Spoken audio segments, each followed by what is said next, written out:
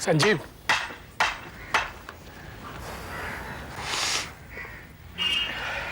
जी बाबूजी। बेटा कल मैं सागर के गया था, उसने मुझे सब कुछ बता दिया। बेटा कल से मेरी समझ तो कुछ भी नहीं आ रही। मेरी समझ में भी कुछ नहीं आ रहा बाबूजी। पर आप बिल्कुल भी चिंता मत कीजिए बाबूजी, मैं हूं ना, मैं कुछ ना कुछ जरूर करूंगा। जो भी हो, निकी की शादी सागर से ही होगी। इसलिए नहीं है क्योंकि हमारे हालात क्या,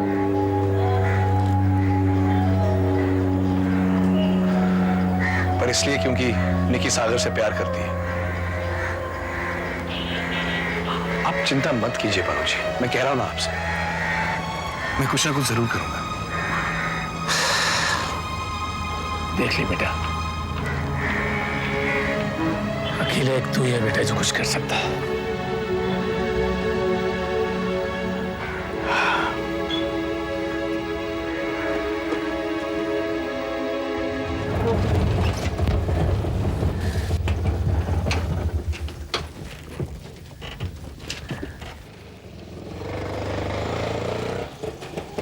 कहाँ जा रही है सोनू? वैशाली, मैं घर जा रही हूँ। सोनम, तू पागल हो गई है क्या? वैशाली प्लीज मुझे घर जाने दे। सोनम, सोनम देख, तू यहाँ तक आई है ना, अब अंदर भी चल।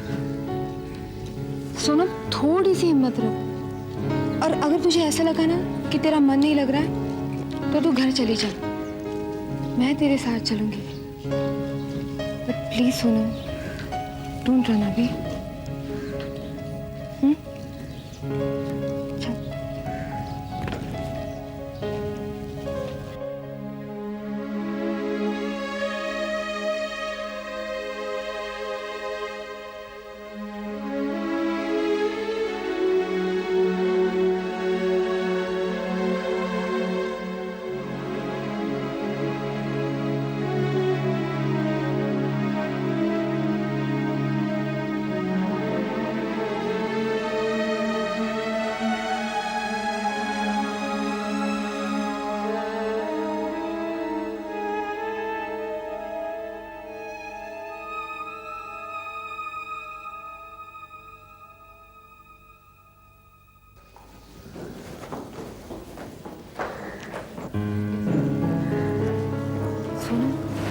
Sir, good morning Sonu. Good morning sir. Morning Vaishali. Good morning sir. क्या बात है सोनू, ये उदासी? नहीं सर। तुम्हारे नहीं कहने से क्या होता है सोनू? तुम्हारा चेहरा तुम्हें साथ नहीं दे रहा।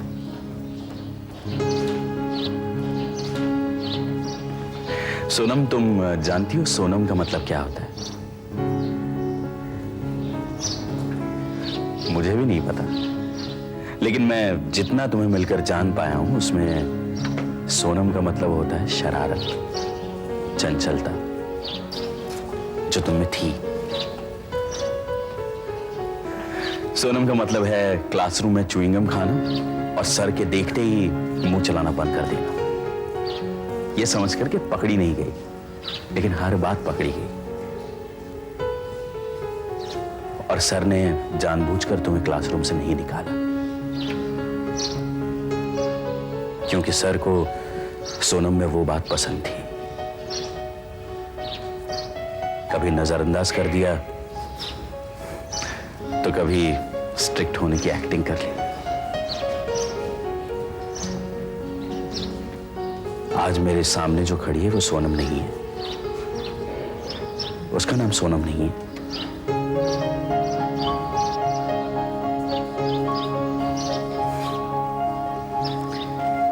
क्या तुम अपने सर को फिर से वो सोनम बनकर दिखाओगी?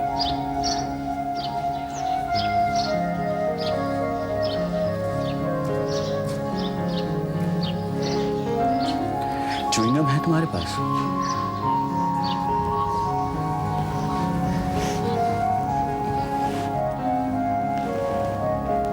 ये तुम्हारे लिए,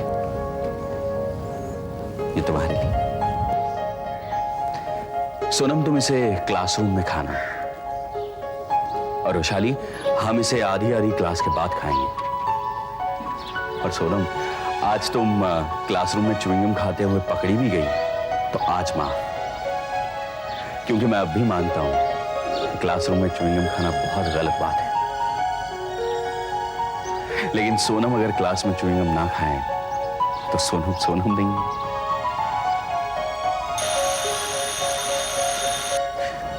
चलो, क्लास का वक्त हो गया। अगर तुम्हारा फैसला गिरीश से शादी करने का नहीं है तो इसका अंजाम ठीक नहीं होगा। उमा, मैंने तुझे डरा रही हूं ना धमका रही हूं, लेकिन अगर यही तेरा फैसला रहा तो मैं तुझे कभी नहीं मिलूंगी। अब सवाल ये नहीं है कि तुम अनिरुद्ध से शादी करती हो या नहीं, कि तुम अनिरुद्ध के पास वापस जाती हो या नहीं। अब सवाल यह है कि तुम्हें गिरीश से ही शादी करनी होगी। अगर तेरे मन में यही था तो तूने हाँ क्यों की? उस बेचारे लड़के को इतने दिन भटकाया क्यों? इतना तो सोचा होता कि तू क्या चाहती है, क्या बोल रही है, क्या कह रही है, और वो भी ऐसे इंसान को जिसने बचपन से तुझे चाहा।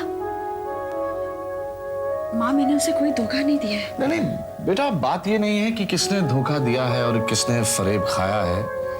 बात अब ये है कि तुम्हें गिरीश से शादी करनी होगी, वरना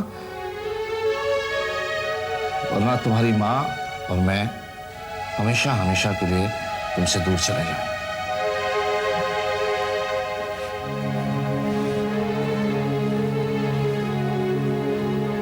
हमने ये पहले भी तुमसे कहा था, लेकिन ऐसा किया नहीं, क्योंकि हम तुम्हारी खुशी के पक्ष में थे और ममता आड़े आ गई थी। लेकिन अब शायद क्या, अब तो यकीनन ऐसा ही होगा। इसलिए बेटा, अब तुम सोचना बंद कर दो।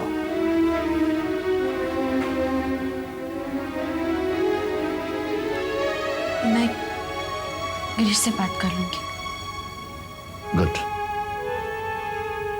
जरूर बात करो।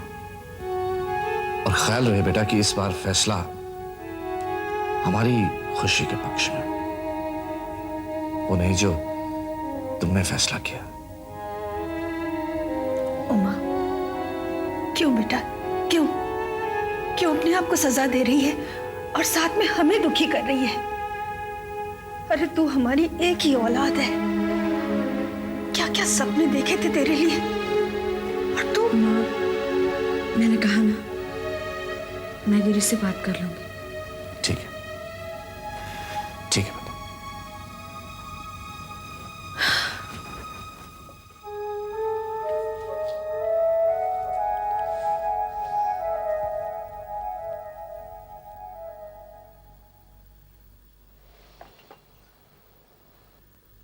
क्या बात है बच्चों, आज ऑफिस नहीं जाना क्या? हाँ, मुझे भी लगता कि मैं ऑफिस नहीं जाऊंगा। कितने दिन ऑफिस नहीं जाना है, मैं जान सकती हूँ भाई? पता नहीं, लेकिन शायद कई दिन ना जाऊं।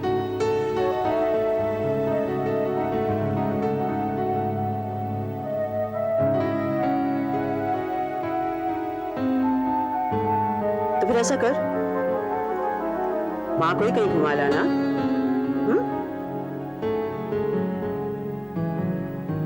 जब से तू बड़ा आदमी हुआ है ना, सबको पूछा है तूने, सिवाय माँ के। कैसी बातें कर रही हो? तुम्ही को तो पूछा है मैंने। मुझे पूजा वूजा नहीं चाहिए, मुझे भगवान नहीं बनना। भगवान पहले से ही है, मुझे बस तू कहीं घुमा ला। ठीक है, हाँ तुम तीर्थ यात्रा करना चाहती हो? तीर्थ है तेरी सास। अच्छा सुन, मैं ये कह रही हूँ कि मुझे जैसे इंग्लैंड, अमेरिका, कोई ऐसी जगह मैं सब जाने वालों से कहूँ, सहेलियों से कहूँ कि मैं विदेश होके आई हूँ। माँ तू विदेश जाना चाहती है?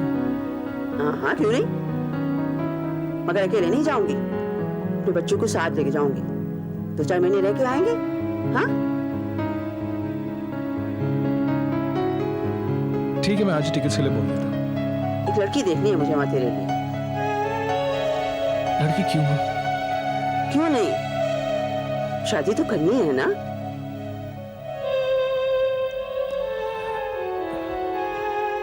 नहीं माँ, मैं ऐसा ही ठीक हूँ। माँ प्लीज, अपनी माँ की सेवा में गुजार दूंगा जिंदगी, प्लीज माँ। सेवा करनी है तो थोड़ा माँ की दृष्टि से भी देख। लोग क्या कहेंगे कि बेटे को कुंवारा छोड़ दिया इस डर से कि बहू से नहीं पटेगी। लोग तो अब भी बातें करेंगे माँ। तो लोगों को रहने दे, अब टिकटे करा और चल। एक बात बताऊं, मैंने वहां बहुत अच्छी लड़की ढूंढ रखी थी तेरे लिए, बात भी तय हो गई थी। उमा के आने के पहले की बात है, फिर बीच में उमा का सिलसिला शुरू हुआ तो बात मैंने आगे नहीं बढ़ाई। अभी हाल में ही मैंने उसे फोन किया था तो पता चला कि वो लड़की अभी भी, मेरा मतलब है अभी उसकी शादी नहीं हुई है। अब लोग चाहते हैं कि देख माँ, वो लोग क्या चाहते हैं, लड़की क्या चाहती है या तू क्या चाहती है, इस वजह से मैं अमेरिका नहीं जाऊंगा। हाँ, अगर तुम्हें वहां घूमना है तो तू चल तो सही। चाय पी ले, ठंडी हो रही।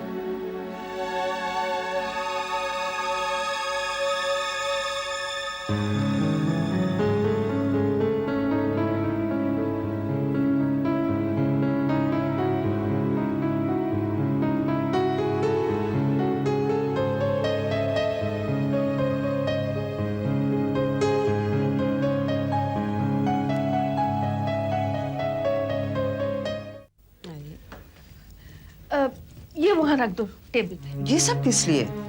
कुछ नहीं, बस जरा रीत रिवाज। नहीं नहीं, आपको देखिए, अगर हम आप इन चीजों में ना पड़े तो ज्यादा अच्छा रहेगा। ये तो कुछ भी नहीं है जी। देखो गिरीश, तुम तो समझदार, फिर क्यों जल्दबाजी में वो कदम उठा रहे हो जो तुम्हें नहीं उठाना चाहिए? और वो कौन होती है सारे फैसले करने वाली? वही सब कुछ होती है अंकल, और फिर फैसला भी उसी का होना चाहिए और किसी का भी नहीं। ये तो अच्छा हुआ कि मैंने उसे मजबूर कर दिया फैसला सुनाने के लिए, वरना तो शादी हो जाती तो जरा सोचिए। कुछ नहीं होता, कुछ भी नहीं होता, और आगे चलकर भी कुछ नहीं होगा। शादी के बाद सब ठीक हो जाता है। नहीं अंकल, कुछ ठीक नहीं होता।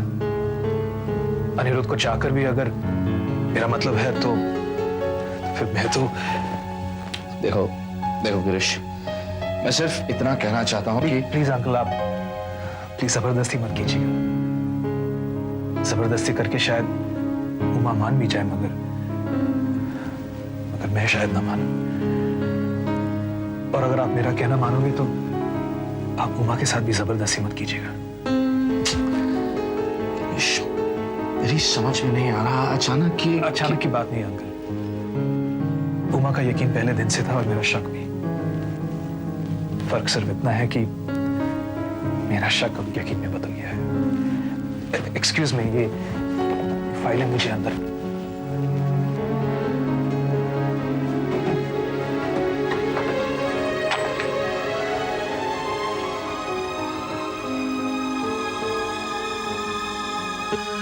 मैं समझती हूँ बहन जी, आपको बहुत परेशानी हुई होगी।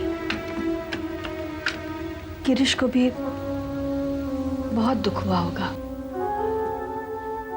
यकीन मानिए, हमें भी बहुत परेशानी हुई है, और उमा के पापा और मैं तो बहुत ही दुखी हैं इस बात से।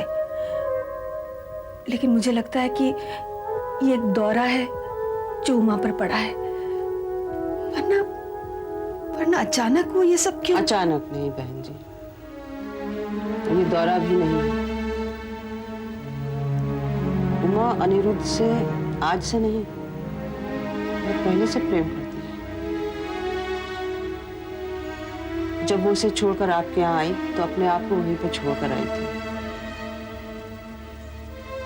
आप तो उसकी माँ हैं, आपने उसको पाला पोसा है, आपको ही नहीं मालूम?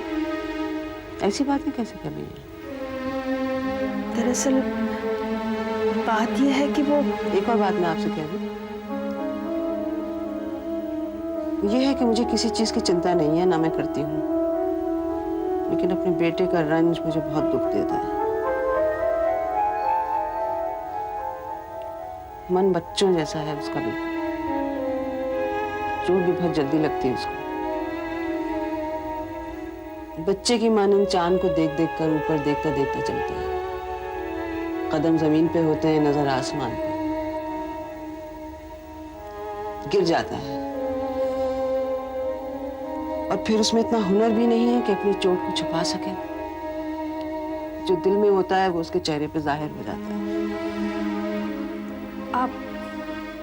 आप हमें कुछ वक्त दीजिए, हम अम्मा से बात करेंगे। नहीं बहन जी, वो वक्त तो नीचे गिर गया जिंदगी की शाख से। वो वक्त तो कभी हरा भी नहीं था, सूखे पत्ते की तरह गिर गया। बहुत अरसे से टहनियों में अटका हुआ था किसी पतझड़ के इंतजार में। उसको वापस शाख पर मत लगाइए।